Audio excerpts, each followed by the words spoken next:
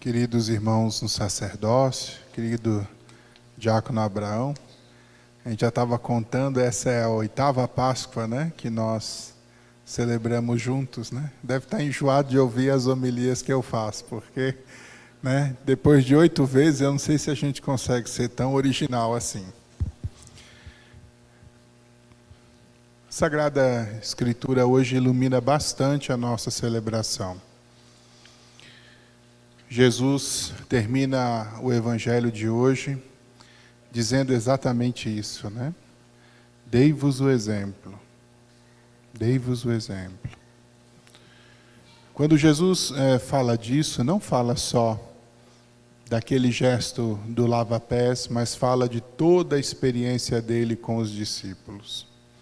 E mais, nos coloca diante exatamente de uma ideia extremamente importante para os sacerdotes, que é a necessidade da exemplariedade, ou seja, de darmos o exemplo. São Pedro, depois, na sua carta, vai dizer aos anciãos e aos presbíteros, né, que a autoridade seja discreta, e vai dizer mais, né, conduzam o rebanho como exemplo de ovelha.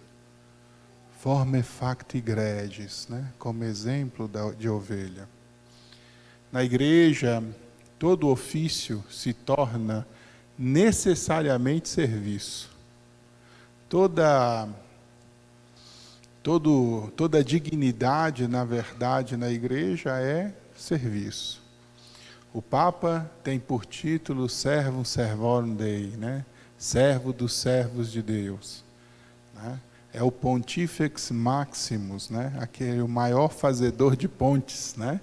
Aquele que, na verdade, aproxima as pessoas.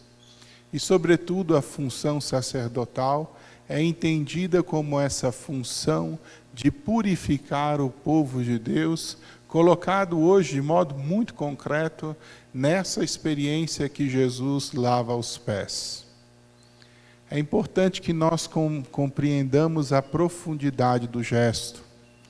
Normalmente, no tempo de Jesus, não tínhamos as nossas vias assim asfaltadas, né? Andar era um negócio muito complicado, se sujava bastante os pés. E os judeus sempre tiveram essa preocupação da purificação para sentar-se à mesa, de modo que essa purificação tornou-se inclusive ritual. Até quando a gente viaja à Terra Santa, as nossas guias lá em Israel, se são judias, a gente sabe isso por higiene, mas elas têm também por cultura, né? Chegando no momento da refeição, vai dizer, lavem as mãos, né? Lavem as mãos. O banheiro é ali para vocês lavarem as mãos, né? Mesmo que a gente não pergunte, elas avisam, né? Porque para mostrar a importância de se estar puro para sentar-se à mesa. Hoje, Jesus, na verdade, assume a condição de um servo de casa que talvez fosse considerado o servo menor, que o dono da casa colocava a serviço das pessoas que vinham da rua, justamente para lavar os pés e as mãos das pessoas, para que elas pudessem ir à mesa. Não se comia na mesa sentado na cadeira como nós fazemos hoje, né? Normalmente se comia reclinado sobre um divã, né, com os pés ali perto e tudo, pegando a comida, né, com a mão ali na mesa servida, né? Era uma mesa baixa, e ali se fica. Quando Jesus cinge a toalha e começa a lavar os pés dos discípulos, os discípulos têm uma intuição correta ao se incomodarem com aquilo, porque, na verdade, eram as pessoas consideradas pequenas que faziam isso. Como deixar o Senhor lavar os pés? A intuição de Pedro está correta. Senhor, né? Não vou deixar o Senhor lavar os meus pés, porque isso é coisa de gente pequena, né? E ele sabia que o Senhor era grande. O que Pedro não sabia era o ensinamento que Jesus queria deixar ali para eles, né? Aí Jesus disse, né? Se eu não te lavar os pés, você não vai ter parte comigo. E nós precisamos entender a profundidade disso hoje, queridos irmãos, para ter parte com Jesus. é preciso se deixar lavar pelo próprio Cristo, que se faz servo pequeno. Toda a história da salvação encontra a sua síntese fundamental e primeira na encarnação do Verbo, que depois vamos ouvir na carta aos Filipenses: embora fosse de divina condição, humilhou-se, rebaixou-se, aceitando a condição de servo. Ou seja, João vai escrever: o Verbo se faz carne e habita entre nós. A divindade se reduz à condição da humanidade, e esse já é o primeiro serviço de humildade realizado por Jesus. Ao vir ao encontro dos seus discípulos, então, no início desses dias, na celebração do Tríduo Pascal, o Senhor ensina a todos eles o que significa a genuína humildade, que é um rebaixar-se para ir ao encontro daqueles que se amam. Um rebaixar-se para ir ao encontro. Quando Jesus então começa a lavar os pés dos seus discípulos, simbolicamente ali nós encontramos exatamente esse movimento do Senhor, que vem ao encontro da fragilidade humana para purificar tudo aquilo que é humano, para que nós pudéssemos ter parte na ceia do Senhor, para que nós pudéssemos participar da sua mesa, para que nós nos encontrássemos puros, limpos, para dividir com Ele o mesmo pão. O Senhor, na verdade, no seu ofício, purifica, a cada um de nós, se mostrando justamente esse servo humilde de Deus, que vem realizar o ofício talvez mais difícil de todos, de rebaixar-se de modo profundo, de modo a entregar a experiência da sua vida em morte e morte de cruz. Na segunda leitura, nós entendemos esse ofício realizado por Jesus na narração, na primeira narração sobre a Sagrada Eucaristia. Interessante, porque na carta aos Coríntios nós temos o texto mais antigo que nos fala da Eucaristia. Alguém pode dizer: padre, mas será que não são os evangelhos? Não, as cartas de São Paulo são anteriores aos evangelhos. E ali, Paulo, com muita delicadeza, diz: aquilo que eu recebi é aquilo que eu transmitia. Segurança de manter exatamente aquilo que se recebe e de oferecer aos outros essa mesma tradição, que chega até nós do mesmo modo como Paulo narra hoje para nós na primeira carta de São Paulo aos Coríntios.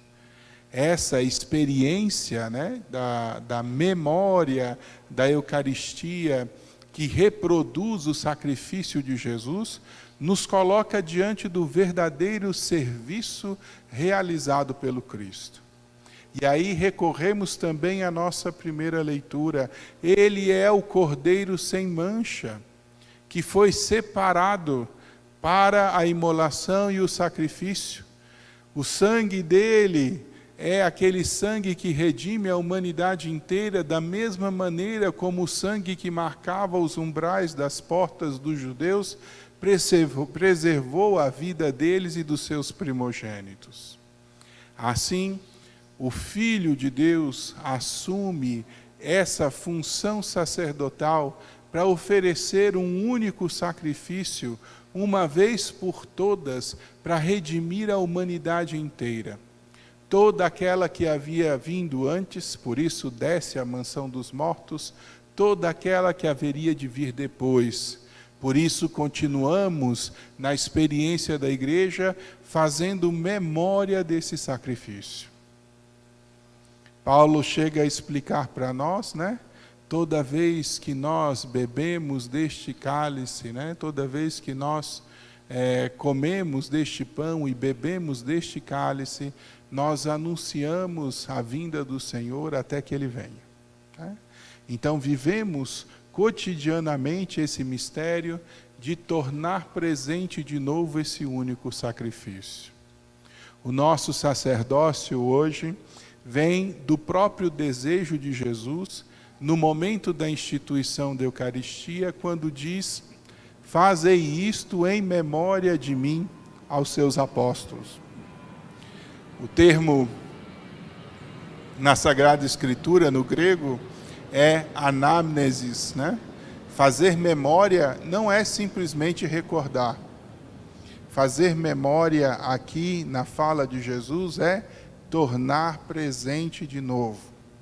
Essa é a ideia. Toda vez que nos reunimos e repetimos a palavra do Senhor, fazendo o ofício de Cristo, tornamos presente de novo o mesmo sacrifício de Cristo realizado na cruz. Por isso, a nossa comunhão é sempre a comunhão que quis Jesus ao interpretar o seu sacrifício na última ceia. O Senhor, quando se reuniu com os seus discípulos, quis que os seus discípulos compreendessem o seu sacrifício na cruz de modo ritual. Aproveita a festa da Páscoa, que é a passagem da escravidão para a liberdade, que é a passagem da morte para a vida, no sentido mais profundo da experiência do povo judaico.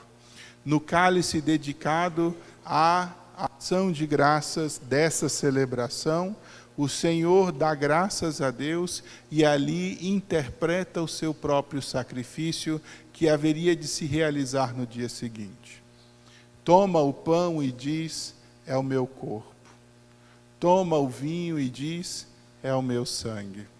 E nessa oferta de ação de graças aos seus discípulos, diz exatamente: fazei isso em memória de mim.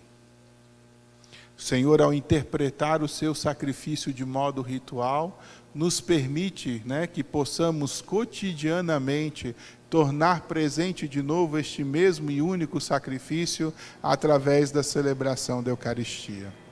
É isso que hoje nós celebramos, a grande instituição da Eucaristia como memorial da paixão de nosso Senhor Jesus Cristo. Quando recebemos a comunhão, somos alimentados dessa graça que renova a nossa vida, porque a imolação do Cristo, que é o único Cordeiro perfeito, nos alcança a experiência da plenitude da salvação. Somos alimentados desse sacrifício para nos tornarmos sagrados com Ele. Entrar em comunhão com o sacrifício do Senhor é de fato abrir o nosso coração para essa revolução de vida nova querida por Deus e estabelecida no sentido da verdadeira religião, onde permanecemos em comunhão com Ele. Por isso, quem comunga do corpo e do sangue do Senhor, comunga a própria salvação. E quem comunga indignamente desse corpo e desse sangue, comunga a sua própria condenação. Porque quem de fato adere e está em comunhão com o Senhor, na Eucaristia encontra a plenitude. Mas quem rompe a experiência da salvação com a realidade do pecado, ao comungar, encontra de fato a denúncia da sua própria obstinação. E por conta disso, não aproveita desse grande intercâmbio de graça que a Eucaristia é capaz de estabelecer na nossa relação com Deus. É profundo o mistério que nós celebramos hoje. Ao realizarmos a celebração da Santa Ceia, sempre recordamos exatamente esse grande mistério da oferta do Senhor por nós e renovamos o desejo de permanecer em comunhão com a nossa salvação. Para isso, o Senhor também deixa os sacerdotes e dá aos sacerdotes o tom verdadeiro daquilo que devem viver, na experiência da sua vida, que é colocar de fato toda a sua vida a serviço do povo de Deus. Jesus diz aos seus discípulos hoje no Evangelho de João: compreendei o que eu vos fiz? Vós me chamais de mestre, dizei bem porque eu sou. Se eu que sou o vosso mestre vos lavei os pés, deveis também lavar os pés uns dos outros. O sacerdote é aquele que deve humildemente aproximar-se do ofício que é o ofício do próprio Cristo. Humildemente por causa da sua própria indignidade e humildemente também por causa da grandeza a quem ele representa na condição de sacerdote. Por isso, aproximar-se do altar é sempre um grande desafio para aquele que é chamado à experiência dessa graça. Porque ao unir-se ao Cristo, toda a nossa vida precisa também se tornar sacrifício com o sacrifício de Jesus. Para mim é sempre muito forte, cada vez que é possível celebrar a Eucaristia, dizer é o meu corpo, dizer é o meu sangue, porque nos unimos ao mistério do corpo e do sangue de Cristo oferecidos aí para a nossa salvação e que somos chamados a oferecer cotidianamente. Como é grande o sacerdócio, e a gente se aproxima dele, confesso para vocês, com temor e tremor, né? Porque não é uma questão de dignidade. Nenhum de nós, de fato, é digno.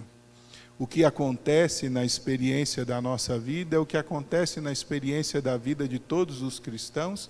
Nós somos resgatados por Deus, chamados a essa realidade da graça e colocados diante da comunidade para servi-la da melhor maneira possível, ofertando a nossa vida apesar das nossas dificuldades.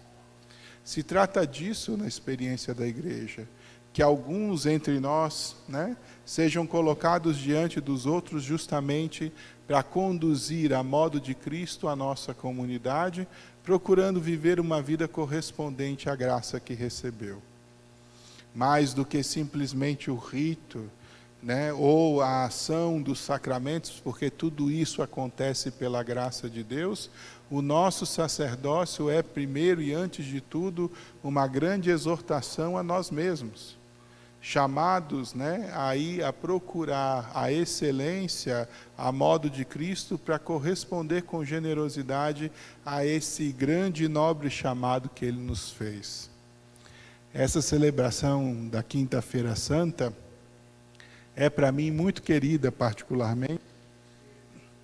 Posso dizer a vocês que foi numa celebração dessa que pela primeira vez eu senti de modo muito concreto o chamado vocacional, né? E eu toda vez rezo na intenção do meu pároco, né, na época o padre Rogério Paiva Prata, que era engraçado, acho que o ano era 92, se eu não estiver muito enganado. Havia uma campanha da fraternidade sobre a juventude, e naquela celebração de lava-pés foram escolhidos os jovens, né, para participar do lava-pés, e eu estava lá no meio deles, né? E na celebração, eu até hoje, o padre faleceu, nem sei por que ele fez isso, né? Mas lavando os pés, né, dos jovens todos, quando chegou no meu pé, foi lavar o meu pé e disse: esses aqui são os pés de Pedro, né? E aquilo me marcou de uma maneira tão profunda, né? Porque ali comecei a procurar conhecer a vida de São Pedro, e de lá senti muito concretamente o chamado a servir a Deus mais de perto, né? E desde então tenho tentado viver uma vida que corresponda também a esse chamado. Mas como é belo, né, a gente pensar o quanto Deus também nos atrai a essa experiência, apesar das nossas debilidades, apesar das nossas fraquezas, né? Entrar na experiência do altar para celebrar a Eucaristia é sempre uma experiência um tanto quanto contraditória, né? Porque a gente está diante da coisa mais sagrada que existe no mundo, que é a presença real de Jesus Cristo no sacrifício feito na cruz, nas espécies eucarísticas, e Ele se deixa vir através das nossas palavras, através das nossas mãos, né? Através de nós que somos, na verdade, miseráveis, né? Completamente necessitados da graça e da misericórdia dEle, para vivermos a vida que somos chamados a viver. Por isso termino pedindo, né, a vocês que rezem sempre pelos sacerdotes, né? A gente vive uma vida hoje, mais que nunca, exposta a tantos desafios, e eu imagino que o diabo também, a gente reza toda terça-feira isso, né? Nos rodeia como um leão a rugir, procurando a quem devorar, né? E acho que o primeiro que ele quer devorar é o padre, é o sacerdote, né? Porque ao devorar o sacerdote, devora uma comunidade inteira, né? é importante que nós saibamos cuidar dos nossos sacerdotes, rezar pelos nossos sacerdotes, proteger os nossos sacerdotes dos grandes desafios que se encontram por aí, de modo que eles também, apoiados e suportados pelas suas comunidades, possam viver uma vida digna do chamado que receberam e correspondam na graça a esse ser outro Cristo que durante tantos anos nos preparamos para ser. Eu agradeço do fundo do coração hoje, de modo muito particular, a essa experiência que temos aqui no seminário, seja na comunidade formativa, seja na comunidade dos fiéis, exatamente por essa delicadeza de vocês e por esse respeito que sempre demonstraram, né, tanto para os nossos seminaristas como também para os nossos sacerdotes, né? E esse suporte é tão necessário para que nós, de fato, sigamos preparando os sacerdotes segundo o coração de Jesus. Então, hoje, façamos uma grande ação de graças, porque o Senhor nos deu a Eucaristia como alimento fortificador e restaurador da nossa vida, e agradeçamos a Deus também pelos sacerdotes que, embora figuras imperfeitas do Cristo, representam também a possibilidade de crescermos juntos nessa comunhão que vem do Senhor. E ao celebrar a Páscoa, que é sempre renovação da vida, o nosso coração se enche de paz e dessa alegria que vem do próprio Cristo, que nos convida a superar a experiência da morte, de modo a entrarmos na plenitude com Ele no céu. Louvado seja nosso Senhor Jesus Cristo.